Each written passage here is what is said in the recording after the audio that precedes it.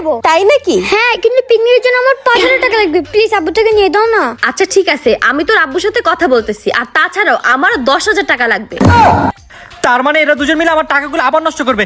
আমার কিছু একটা করতে হবে। আইডিয়া। এই কি হলো তোমার? ভাবি, রাকিবে অ্যাক্সিডেন্ট করে মাথায় অনেক বড় একটা আঘাত পেয়েছে, কি? যার কারণে স্মৃতিশক্তি হারায় ফেলছে। আমাকেও চিন্তাছে না।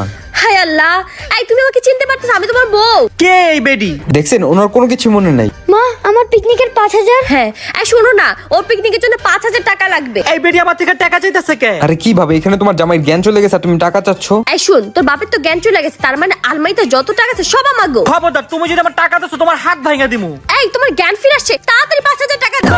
কে এই বেডি? এসব কি বলতাছে? আবার ভুলে গেছে। হ্যাঁ মু, ওই যে আমার বন্ধু জ্ঞান হারানোর নাটক করতেছিল তো, 5 মিনিট আসতেছি। কি তোমার এত বড় সাহস? আমার জন্য